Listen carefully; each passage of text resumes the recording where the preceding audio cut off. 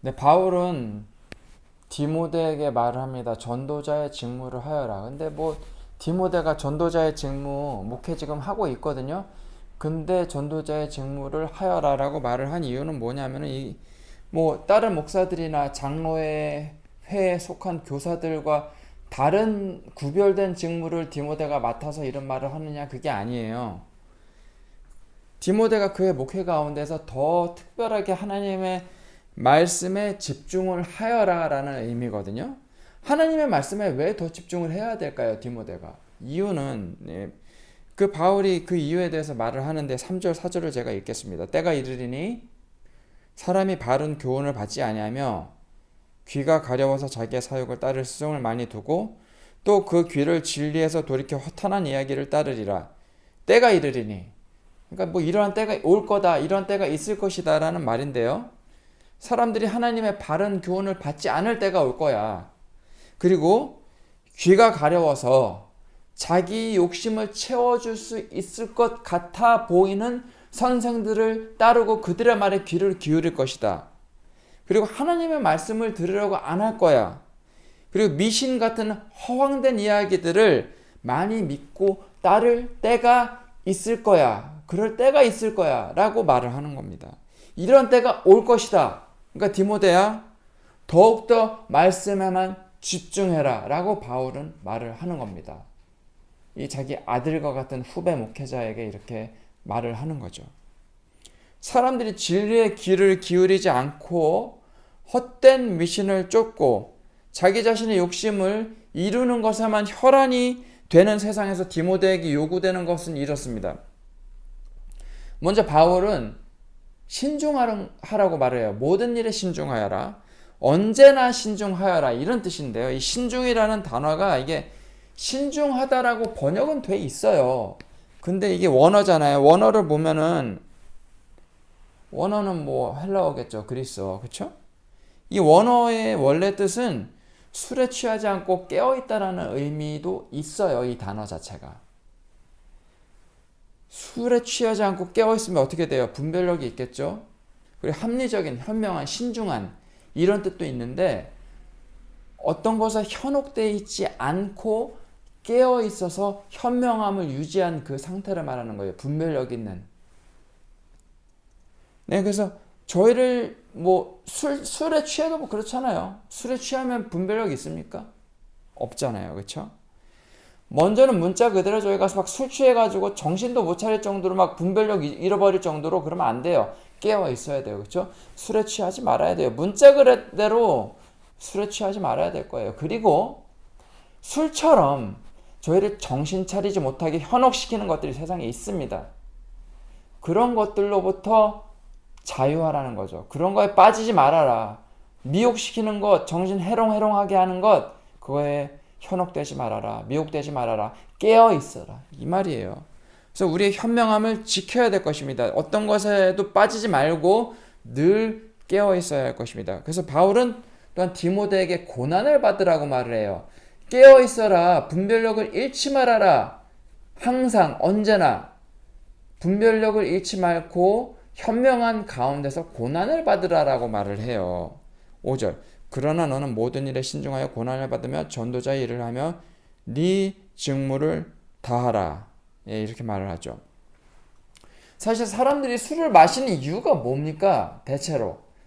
뭐 기쁜 날 술 마시는 사람 있어요. 그냥 술 마시면 기분 좋아지니까 그렇죠? 근데 보면은 힘들거나 괴로울 때 술을 찾는 사람도 있어요. 그리고 정말 괴로운 사람에게는 독주가 필요할 때가 있어요. 죽을 것 같은 힘든 고통이 있는 사람들 있잖아요.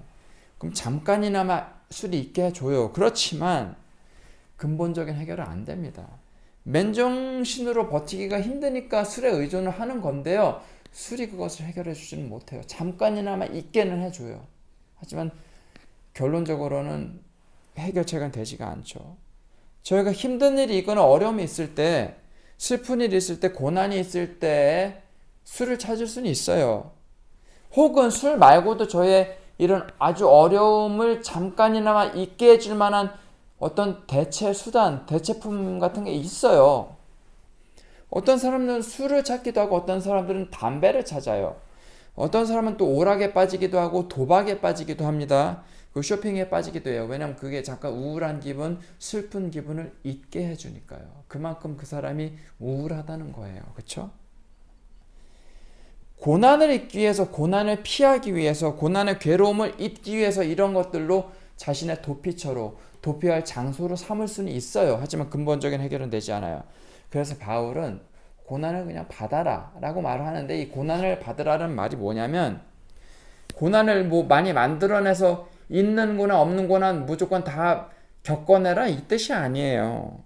고난을 받으라는 이 말은 뭐냐면요, 잠잠히 인내를 가지고 그 고난의 자리에 견디고 있으라는 거예요. 인내하라는 거예요. 참고 견디라는 거예요. 그러면서 고난을 겪어내라는 뜻입니다. 고난을 잊을 만한 어떤 다른 것들에 의존하지 말아라. 고난을 잊으려고, 그 어려움을 잊으려고 다른 것들, 헛된 것들 찾지 말아라. 고난을 잊게 하는 술과 같은 그런 대체품에 중독되거나 현혹되지 말아라. 그리고 고난 가운데서 잠잠하여라. 그냥 고난을 견뎌내어라. 이런 말이에요. 나의 정신을 빼앗는 것에 더 이상 현혹되지 말아라. 깨어있지 못하게 하는 것에 현혹되지 말고 깨어있어라. 그리고 잠잠히 고난을 겪어내라. 이거는 누구에게만 해당이 됩니까? 누구에게도 해당이 됩니까?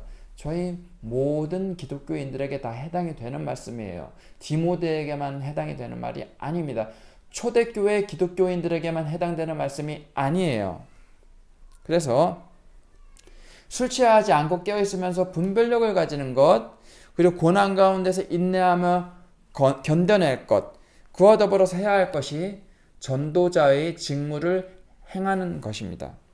디모데의 콜링, 디모데의 부르심은 바로 하나님의 말씀을 가르치는 거예요. 그리고 복음을 전하는 것입니다. 자신의 부르심에 최선을 다하라는 거예요. 기독교인들은 각자 모두 자기 자신만의 부르심이, 고유한 부르심이 있어요. 하나님으로부터의 부르심이 있어요.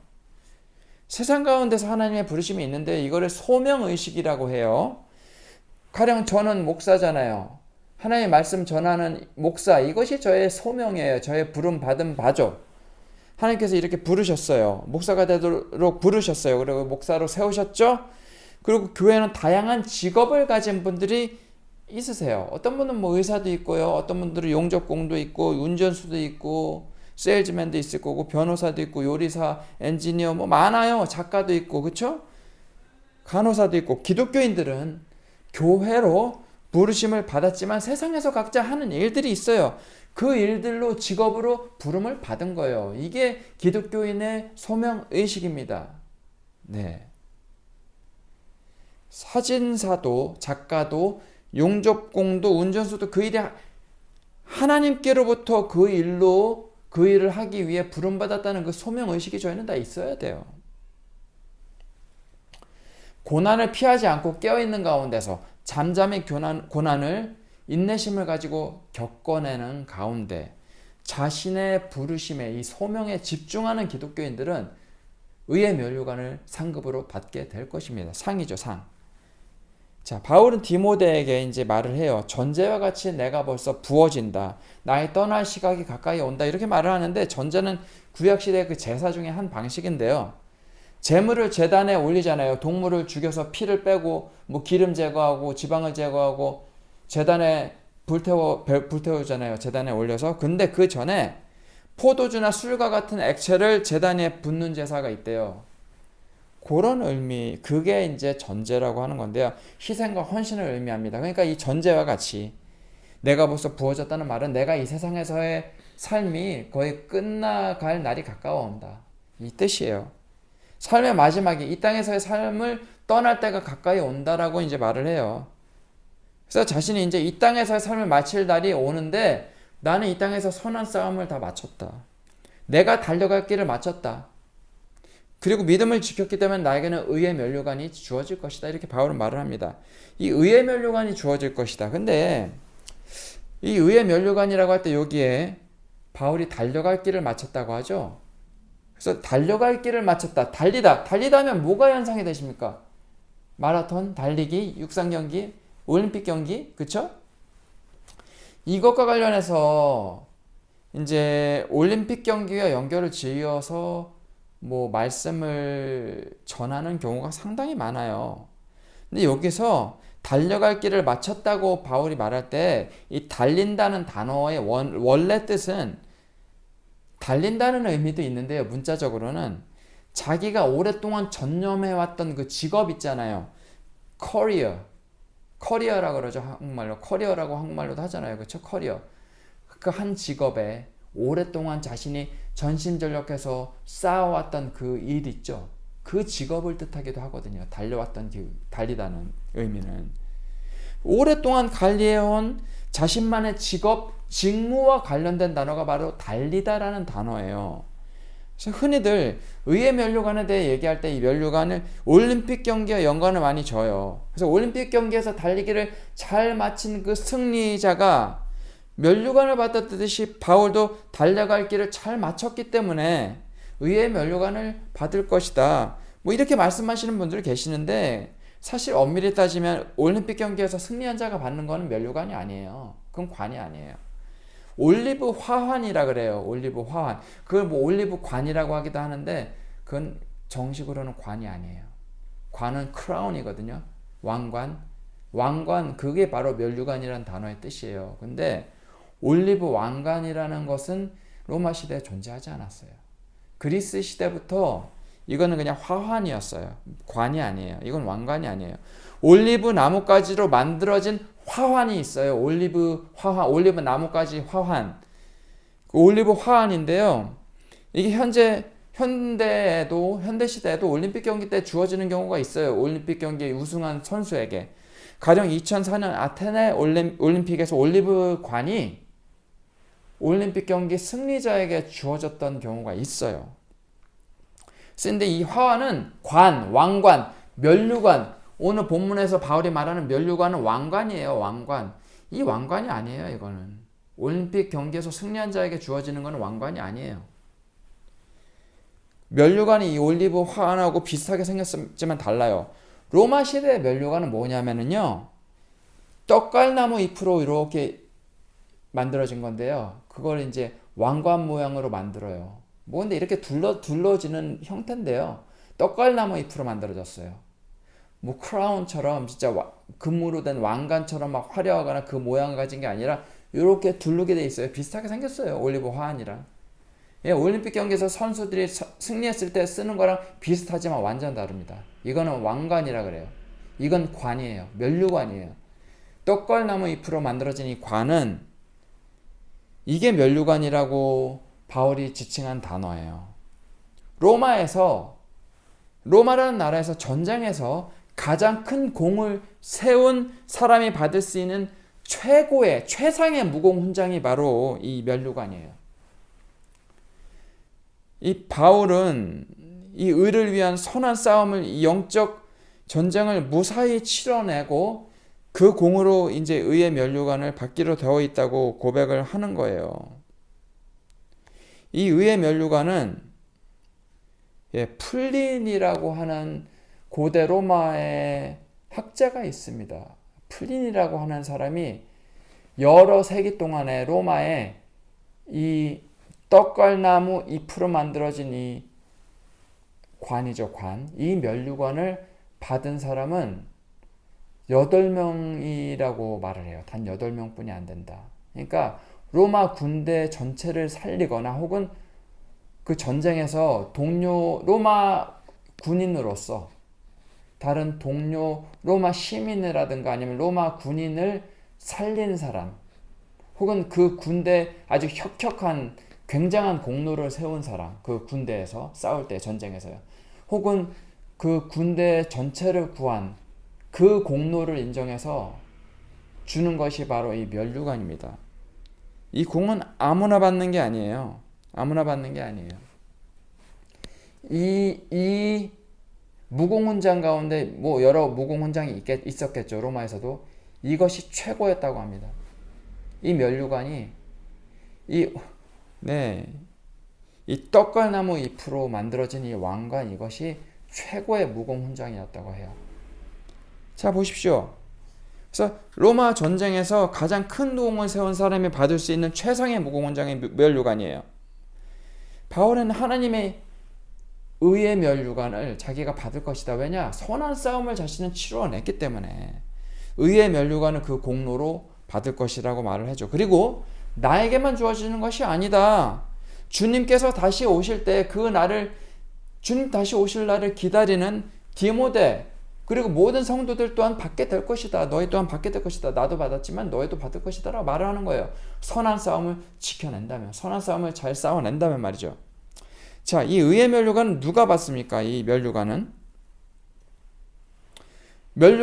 로마 시대에는 전쟁 영웅이 받았어요. 그렇죠? 전쟁에 큰 공을 세우고 다른 사람을 구해야 전쟁에서 승리를 해야 받는 게 면류관이죠. 그렇죠? 그렇다면 의의 면류관은 누가 받습니까? 의의 면류관, 하나님께서 주시는 의의 면류관은 선한 싸움을 잘 싸우고 공을 이루어야 되지 않겠어요? 그럼 마귀와의 영적 전쟁이라고 말을 하죠. 그렇죠? 마귀와의 영적 전쟁에서 저희는 어떻게 승리할 수 있어요? 마귀와 저희가 싸워서 승리할 수 있습니까? 저희 힘으로? 안 돼요. 누가 영적 전쟁에서 승리할 수 있습니까? 마귀와의 전쟁에서 승리하신 분은 오직 예수님 뿐이세요. 그분만이 승리하실 수 있으시고 그분만이 승리하셨습니다. 예수님께서 십자가에 못 박혀 돌아가심으로, 피 흘려 돌아가심으로 저희 살리시기 위해 자기 목숨을 바치셨죠. 어린 양 예수 그리스도께서 그때 주님께서는 승리하셨습니다. 마귀를 이기셨습니다. 마귀의 권세를 다 발 아래 두셨고 승리하셨어요. 의의 면류관은 원래 예수님의 것이겠죠. 그렇죠? 하지만 예수님 안에 승리 안에 거하는 자, 그리고 예수님을 믿고 예수님 안에 거하는 모든 기독교인들은 자신이 달려갈 길을 다 마쳤을 때 이런 의의 면류관을 받게 될 거예요. 바울은 교회가 없는 곳에 다니면서 고난을 피하지 않고 복음을 전했어요. 그러니까 고난을 잠잠히 겪어내면서 자신의 커리어, 자신이 복음 전하는 그 직무에 달리는 일, 자신이 평생 동안 쌓아온 그 업적, 그 직무, 복음 전하는 그 직무를 다하였죠. 달렸어요. 죽도록 달렸어요. 복음 전하기 위해서. 그렇죠? 복음 전함으로 달렸어요. 자신의 인생을. 우리도 달렸다 그러잖아요. 열심히 했을 때. 정말 복음 전하는 것을 위해서 달렸습니다. 열심히 달렸어요. 그리고 이 선한 싸움을 무사히 치루어냈습니다. 바울은. 자신의 복음 전하는 직무에 집중했어요. 저희 또한 마찬가지입니다. 사도 바울처럼 예수님 안에 거하면서 하나님께서 이 세상에 저희를 부르신 대로 자신들이 맡은 그 직무, 직업, 그 소명을 다 해야 될 것입니다. 의사로 부름받았으면 의사로, 직장인으로 부름받았으면 직장인으로, 우편배달부로 부름받았으면 우편배달부로, 사진작가면 사진작가로 부름받았으면 그 직무를 다하는 가운데서 세상에서 자신에게 맡겨진 직무를, 소명을 다하는 가운데, 최선을 다하는 가운데, 삶 가운데서 그리스도인으로서의 선한 영향력을 드러내면서 하나님의 말씀대로 살아갈 때 복음이 주변에 전해지겠죠. 그렇죠? 그때 복음을 전할 때 위력이 있는 겁니다. 다른 모든 직업을 가진 사람들도 마찬가지입니다. 이렇게 이 땅에서 부름받은 대로 자신이 달려갈 길을 무사히 마쳤을 때 저희 모두 의의 면류관을 받게 될 것입니다. 선한 싸움을 잘 마쳤을 때 하나님께로부터 하나님 나라에서의 최고의 무공훈장인 의의 면류관을 받게 될 줄로 믿습니다. 승리하신 예수님 안에 거하면서 자신의 맡은 바 일에 최선을 다하는 그리스도인들이 되시기를 예수님의 이름으로 축원합니다. 기도하겠습니다. 사랑과 은혜가 풍성하신 하나님 아버지 은혜를 감사합니다.